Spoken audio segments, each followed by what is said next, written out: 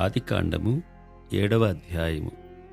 యెహోవా, ఈ తరము వారిలో నీవే నా ఎదుట నీతిమంతుడివై యుండుట చూచితిని గనుక నీవును నీ ఇంటివారును ఓడలో ప్రవేశించుడి. పవిత్ర జంతువులలో ప్రతి జాతి పోతులు 7, పెంటులు 7, పవిత్రములు కాని జంతువులలో ప్రతి జాతి పోతును పెంటియు 2, ఆకాశ పక్షులలో ప్రతి జాతి మగవి 7, ఆడివి 7. నీవు భూమి అంతటి మీద సంతతిని జీవముతో కాపాడునట్లు నీ యొద్ద ఉంచుకొనుము.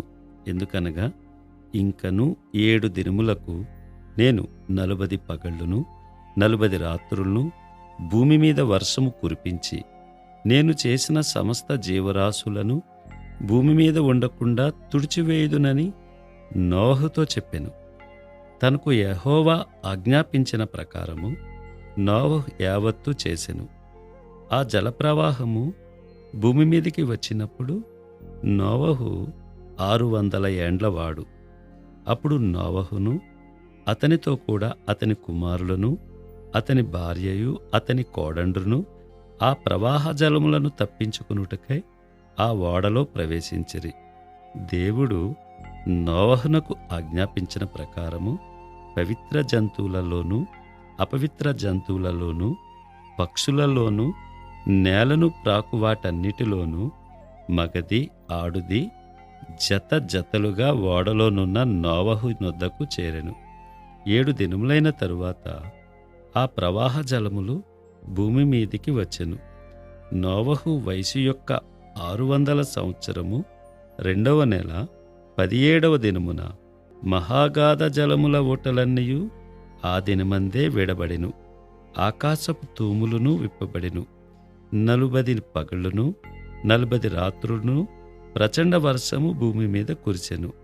ఆ దినమందే నోవహును నోవహు కుమారులకు షేమును హామును యాపేతును నోవహు భార్యయు వారితో కూడా అతని 3 కోడండ్రును ఆ ఓడలో ప్రవేశించిరి. వీరే కాదు, ఆయా జాతుల ప్రకారము ప్రతి మృగమును, ఆయా జాతుల ప్రకారము ప్రతి పశువును, ఆయా జాతుల ప్రకారము నేల మీద ప్రాకు ప్రతి పురుగును, ఆయా జాతుల ప్రకారము ప్రతి పక్షియు, నానా విధములైన రెక్కలు గల ప్రతి పిట్టయు ప్రవేశించెను.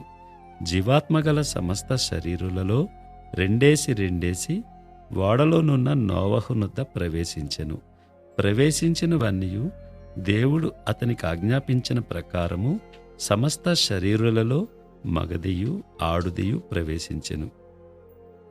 అప్పుడు యెహోవా ఓడలో అతని మూసివేసెను.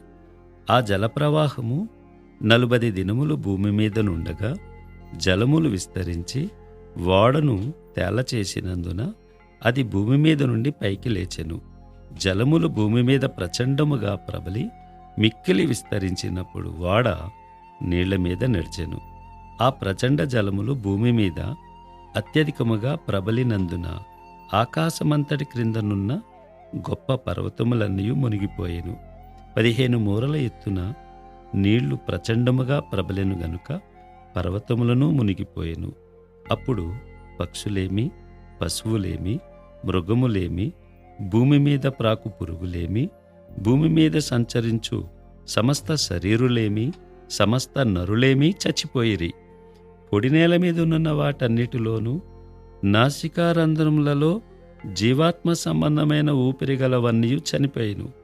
నరులతో కూడా పశువులను, పురుగులను, ఆకాశ పక్షులను, నేల మీదనున్న జీవరాశులన్నీ తుడిచివేయబడెను. అవి భూమి మీద నుండకుండా తుడిచివేయబడెను. నోవహును అతనితో కూడా ఆ ఓడలో నున్నవి మాత్రము మిగిలియుండెను.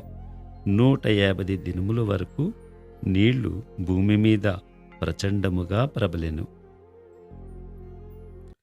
ఆదికాండము 8వ అధ్యాయము. దేవుడు నోవహును అతనితో కూడా ఓడలోనున్న సమస్త జంతువులను సమస్త పశువులను జ్ఞాపకము చేసుకొనెను. దేవుడు భూమి మీద వాయువు విసరునట్లు చేయుట వలన నీళ్లు తగ్గిపోయెను. అగాధ జలముల ఊటలను ఆకాశపు తూములను మూయబడెను. ఆకాశము నుండి కురియుచున్న ప్రచండ వర్షము నిలిచిపోయెను. అప్పుడు నీళ్లు భూమి మీద నుండి క్రమక్రమముగా తీసిపోవుచుండెను. 150 దినములైన తరువాత నీళ్లు తగ్గిపోగా, 7వ నెల 17వ దినమున ఓడ ఆరారాతు కొండల మీద నిలిచెను. నీళ్లు 10వ నెల వరకు క్రమముగా తగ్గుచూ వచ్చెను. 10వ నెల మొదటి దినమున కొండల శిఖరములు కనబడెను.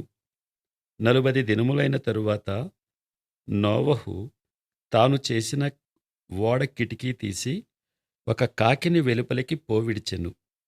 అది బయటికి వెళ్ళి భూమి మీద నుండి నీళ్లు ఇంకిపోవు వరకు ఇటు అటు తిరుగుచుండెను. మరియు నీళ్లు నేల మీద నుండి తగ్గినవో లేదో చూచుటకు అతడు తన యొద్ద నుండి నల్ల పావురమొకటి వెలుపలికి పోవిడిచెను. నీళ్లు భూమి అంతటి మీద నున్నందున తన అరకాలు నిలుపుటకు దానికి స్థలము దొరకలేదు గనుక ఓడలోనున్న అతని యొద్దకు తిరిగి వచ్చెను. అప్పుడతడు చేయి చాపి దాని పట్టుకుని ఓడలోనికి తీసుకొనెను. అతడు మరి 7 దినములు తాళి మరలా ఆ నల్లపావురమును ఓడలో నుండి వెలుపలకు విడిచెను. సాయంకాలమున అది అతని యొద్దకు వచ్చినప్పుడు త్రుంచబడిన ఒలీవ చెట్టు ఆకు దాని నోట నుండెను గనుక నీళ్లు భూమి మీద నుండి తగ్గిపోయినని నోవహునకు తెలిసెను. అతడింక మరి 7 దినములు తాళి ఆ పావురమును వెలుపలికి విడిచెను. ఆ తరువాత అది అతని యొద్దకు తిరిగి రాలేదు. మరియు 601వ సంవత్సరము మొదటి నెల తొలి దినమున నీళ్లు భూమి మీద నుండి ఇంకిపోయెను. నోవహు ఓడ కప్పు తీసి చూచినప్పుడు నేల ఆరియుండెను. 2వ నెల 27వ దినమున భూమి ఎండి ఉండెను. అప్పుడు దేవుడు, నీవును నీతో కూడా నీ భార్యయు నీ కుమారులను నీ కోడండ్రును ఓడలో నుండి బయటికి రండి. పక్షులు, పశువులు, భూమి మీద ప్రాకు ప్రతి జాతి పురుగులు మొదలైన సమస్త శరీరులలో నీతో కూడానున్న ప్రతి జంతువును వెంటబెట్టుకుని వెలుపలికి రావలెను.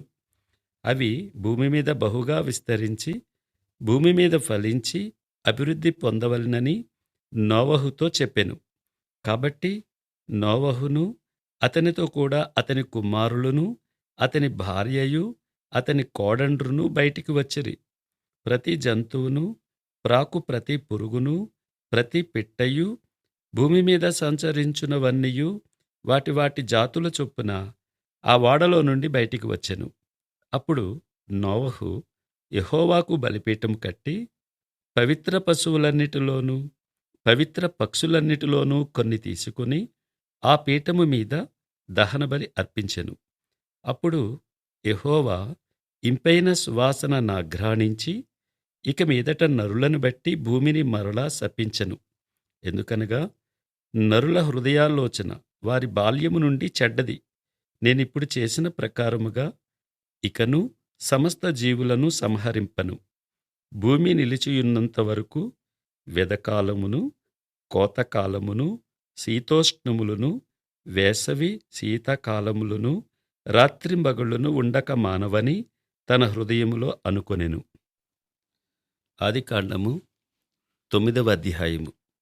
మరియు దేవుడు నోవహును అతని కుమారులను ఆశీర్వదించి, మీరు ఫలించి అభివృద్ధి పొంది భూమిని నింపుడి.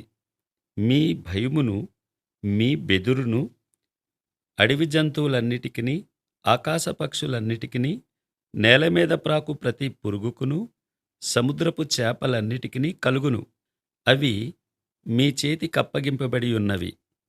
ప్రాణము గల సమస్త చరములు మీకు ఆహారమగును. పచ్చని కూర మొక్కలనిచ్చినట్లు వాటిని మీకిచ్చియున్నాను. అయినను మాంసమును దాని రక్తముతో మీరు తినకూడదు. రక్తమే దాని ప్రాణము. మరియు మీకు ప్రాణమైన మీ రక్తమును గూర్చి విచారణ చేయుదును. దాని గూర్చి ప్రతి జంతువును నరులను విచారణ చేయుదును. ప్రతి నరుని ప్రాణమును గూర్చి వాని సహోదరుని విచారణ చేయుదును. నరుని రక్తమును చిందించు వాని రక్తము నరుని వలననే చిందింపబడును. ఏలయనగా దేవుడు తన స్వరూపమందు నరుని చేసెను. మీరు ఫలించి అభివృద్ధి నొందుడి. మీరు భూమి మీద సమృద్ధిగా సంతానము కని విస్తరించుడని వారితో చెప్పెను. మరియు దేవుడు నోవహు అతని కుమారులతో, ఇదిగో, నేను మీతోనూ మీ తదనంతరము మీ సంతానముతోనూ మీతో కూడానున్న ప్రతి జీవితోనూ, పక్షులేమి పశువులేమి, మీతో కూడా సమస్తమైన భూజంతువులేమి, ఓడలో నుండి బయటికి వచ్చిన సమస్త భూజంతువులతోనూ నా నిబంధన స్థిరపరచుచున్నాను. నేను మీతో నా నిబంధన స్థిరపరచుదును. సమస్త శరీరులు ప్రవాహ జలముల వలన ఇకను లయపరచబడరు. భూమిని నాశనము చేయుటకు ఇకను జలప్రవాహము కలుగదని పలికెను. మరియు దేవుడు నాకును మీకును మీతో కూడానున్న సమస్త జీవరాశులకును మధ్య నేను తరతరములకు ఏర్పరచుచున్న నిబంధనకు గురుతు ఇదే. మేఘములో నా ధనుస్సును ఉంచితిని. అది నాకును భూమికిని మధ్య నిబంధనకు గుర్తుగా నుండును. భూమిపైకి నేను మేఘమును రప్పించున్నప్పుడు ఆ ధనస్సు మేఘములో కనబడును. అప్పుడు నాకును మీకును సమస్త జీవరాశులకును మధ్యనున్న నా నిబంధనను జ్ఞాపకము చేసుకుందును గనుక సమస్త శరీరులను నాశనము చేయుటకు అలాగు ప్రవాహముగా నీళ్లు రావు. ఆ ధనస్సు మేఘములో నుండును.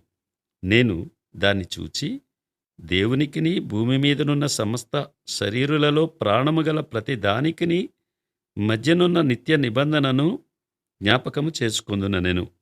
మరియు దేవుడు నాకును భూమి మీదనున్న సమస్త శరీరులకును మధ్య నేను స్థిరపరిచిన నిబంధనకు గుర్తు ఇదే అని నోవహుతో చెప్పెను. ఓడలో నుండి వచ్చిన నోవహు కుమారులు షేము, హాము, యాపేతను వారు.